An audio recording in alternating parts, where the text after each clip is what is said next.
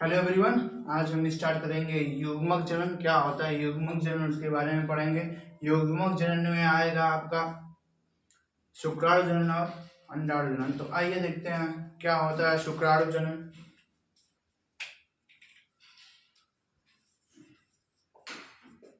शुक्राणु जनन एक ऐसी प्रावस्था या ऐसी अवस्था या प्रक्रिया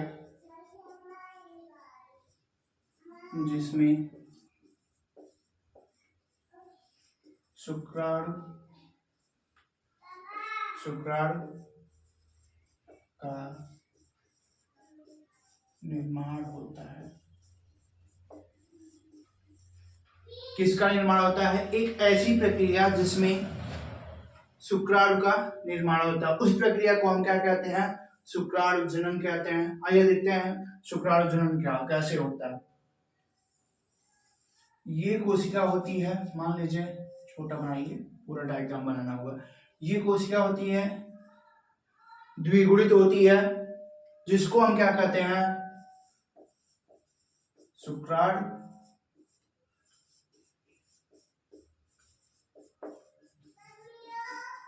जिसको हम क्या कहते हैं? शुक्राणु मात्र कोशिका। जिसको क्या कहते हैं? शुक्राणु मात्र कोशिका।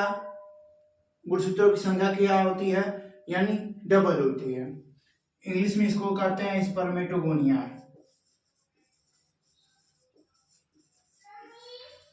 स्पर्मेटोगोनिया। देखिए क्या होगा स्पर्मेटोगोनिया में? क्या होगा? डिवीजन होगा, यानी ये क्या करेगी? विभाजित करेगी, विभाजन करेगी, और विभाजित करके क्या करेगी? संख्या डबल करेगी। ये क्या हुआ? संख्या अपना डबल कर लिया।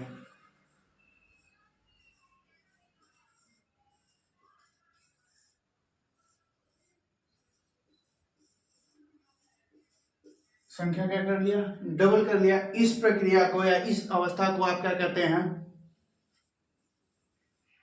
इस अवस्था को आप कहते हैं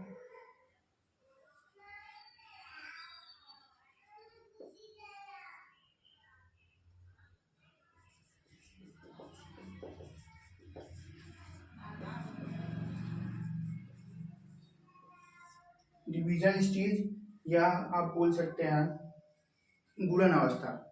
क्या कहते हैं? डिवीजन स्टेज बोल सकते हैं हिंदी में, गुणन अवस्था बोल सकते हैं। अब इसके बाद क्या होता है? ये संख्या क्या कर लेती है? ये क्या करती है? अपना आकार बड़ा कर लेती। कौन? शुक्राणु मात्र कोशिका। उसका क्या हुआ? आकार बड़ा हो आकार बड़ा हो गया। गुणसूत्रों की संख्या उतनी ही है, लेकिन क्या हुआ? उस कोशिका का आकार क्या हुआ? उस कोशिका का आकार बड़ा हो गया। अब इस स्टेज को आप क्या कह रहे हैं? इस अवस्था को आप क्या कह रहे हैं? ग्रोथ फेज या वृद्धि प्रावस्था। ग्रोथ फेज या वृद्धि प्रावस्था। गुणसूत्रों की संख्या क्या होती है? दुगनी होती है, लेकिन ये क्या होगी? इस अपने साइज में क्या कर लिया? इसने साइज इंक्रीज कर लिया। जब साइज इंक्रीज कर लिया तो इसको हम क्या कहते हैं? प्राथमिक शुक्राणु कोशिका। शुक्राणु कोशिका क्या कहते हैं? प्राथमिक शुक्राणु कोशिका। ये प्राथमिक शुक्राणु कोशिका में क्या होगा? ये सभी विभाजन कौन से विभाजन हो रहे थे? समसूत्री विभाजन हो रहा था। समसूत्री यानी गुणसूत्रों की संख्या क्या थी? सेम थी। लेकिन अब क्या होगा? प्राथमिक शुक्राणु कोशिका में क्या होगा? ये करेगा अर्धसूत्री विभाजन, यानी गुणसूत्रों की संख्या क्या हो जाएगी? आधी हो जाएगी।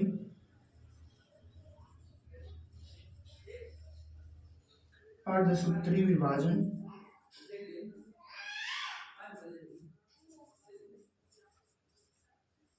फर्स्ट यानी प्रथम अर्धसूत्री विभाजन प्रथम करेगा, उसके बाद क्या करेगा, अर्धसूत्री विभाजन द्वितीय करेगा, उसमें भी क्या होंगे, गुणसूत्र क्या होंगे, सीम होंगे।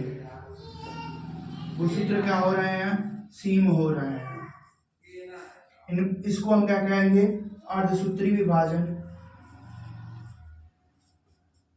अर्धसूत्री विभाजन सेकंड कहेंगे। अब इनसे क्या बन जाएगा, इनसे बन जाएगा, इसको हम कह देंगे द्वितीय, द्वितीय शुक्राणु कोशिका, शुक्राणु कोशिका, द्वितीय शुक्राणु कोशिका,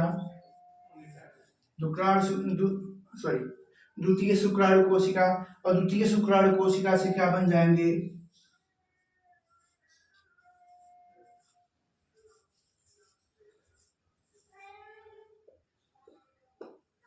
ये बन जाएंगे शुक्राणु प्रसु, शुक्राणु प्रसु बन जाएंगे, और ये परिपक्व होके क्या बन जाएंगे, शुक्राणु बन जाएंगे। क्या बन जाएंगे, परिपक्व होके शुक्राणु का निर्माण कर लेंगे। यानी कौन, और इन प्रावस्था को आप क्या कहते हैं, परिपक्वन अवस्था, यानी आप बोल सकते हैं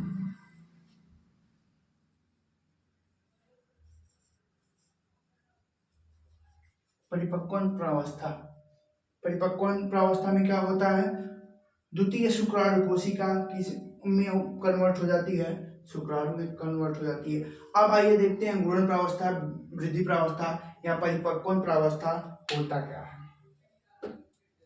देखिए गुणन प्रावस्था,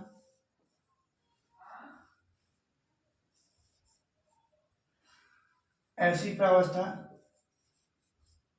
शुक्राणु जनन की ऐसी अवस्था आप बोल सकते हैं, शुक्राणु जनन की ऐसी अवस्था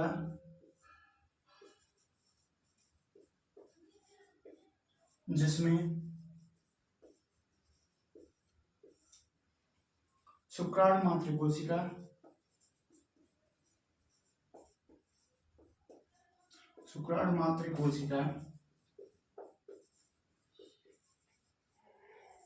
समसूत्री विभाजन द्वारा, समसूत्री विभाजन द्वारा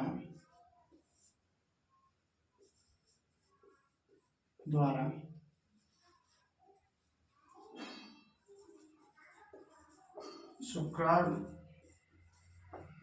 मातृकोशिका का संख्या बढ़ाता है,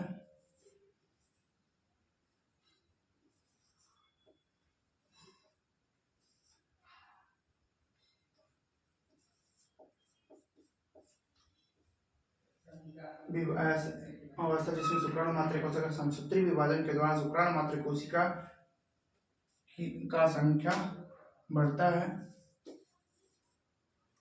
इसको हम क्या कह देते हैं, इसको हम कहते हैं मल्टीपल फेज या डिवीजन फेज या गुणन प्रावस्था। गुणन प्रावस्था में क्या होता है, शुक्राणु मात्र कोशिका और समसूत्री विभाजन के द्वारा क्या करती है, अपनी संख्या बढ़ाती है। उसके बाद आता है वृद्धि प्रावस्था। अब वृद्धि प्रावस्था में क्या हो रहा है, वृद्धि प्रावस्था में हो रहा है बाबू,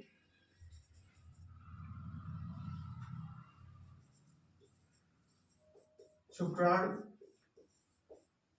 मात्र कोशिका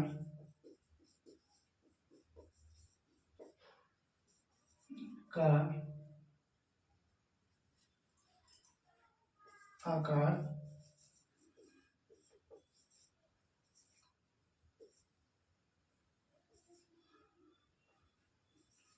बढ़ जाता है और प्राथमिक शुक्राणु कोशिका का निर्माण होता है। प्राथमिक शुक्राणु कोशिका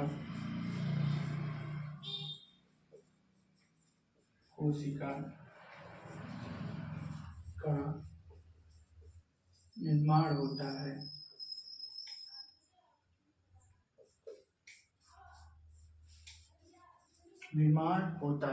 और परिपक्वन अवस्था क्या होती है? परिपक्वन अवस्था में आप बोल सकते हैं कि प्राथमिक शुक्राणु कोशिका अर्धसूत्रीय विभाजन, फर्स्ट अर्धसूत्रीय विभाजन सेकेंड के द्वारा द्वितीय शुक्राणु कोशिका का निर्माण करता है, जो शुक्राणु प्रसु में क्या हो जाता है? परिवर्तित हो जाता है। शुक्राणु प्रसु में परिवर्तन होने के बाद यहाँ क्या हो, शुक्राणु प्रसु में परिवर्तन होने के बाद ये शुक्राणु प्रसु सर्टोली कोशिका से पोषण प्राप्त करके शुक्राणु में परिवर्तित हो जाता है। तो आप लिख सकते हैं इसमें ऐसी प्रावस्था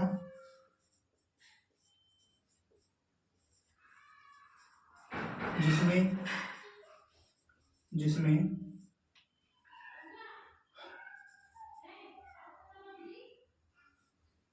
प्राथमिक शुक्राणु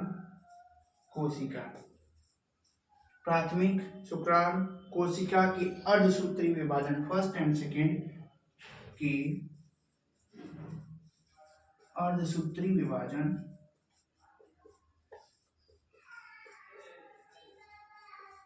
विभाजन फर्स्ट एंड सेकेंड से शुक्राणु प्रसु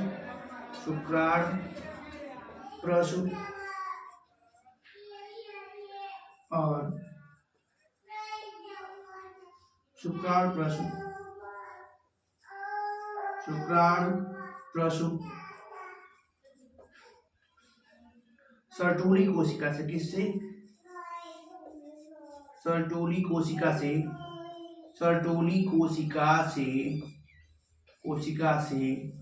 पोषण प्राप्त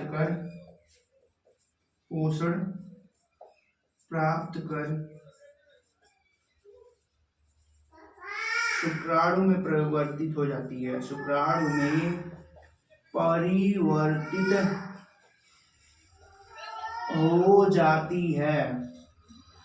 इसमें परिवर्तित हो जा रही है, शुक्राणु में परिवर्तित हो जा रही है। यानी आपने देखा तीनों प्रावस्था, कौन कौन प्रावस्था? प्रथम प्रावस्था यानी गुणन प्रावस्था, द्वितीय प्रावस्था यानी वृद्धि प्रावस्था, तृतीय प्रावस्था यानी परिपक्वन अवस्था या प्रावस्था। क्या होता है? गुणन अवस्था, वृद्धि प्रावस्था या अवस्था, परिपक्वन अवस्था या प्रावस्था।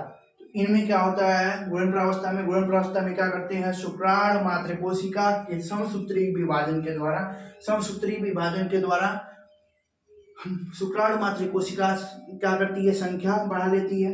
उसके बाद क्या होता है? वृद्धि प्रावस्था आती है। वृद्धि प्रावस्था में क्या होता है? वृद्धि प्रावस्था में शुक्राणु मात्र कोशिका क्या हो जाता है? साइज बढ़ जाता है। क्या होता है? साइज बढ़ जाता है, जिसको हम कहते हैं प्राथमिक शुक्राणु कोशिका। अब क्या होगा? आता है परिपक्वन प्रावस्था। परिपक्वन प्रावस्था में क्या होता है? प्राथमिक शुक्राणु कोशिका से अर्धसूत्रीय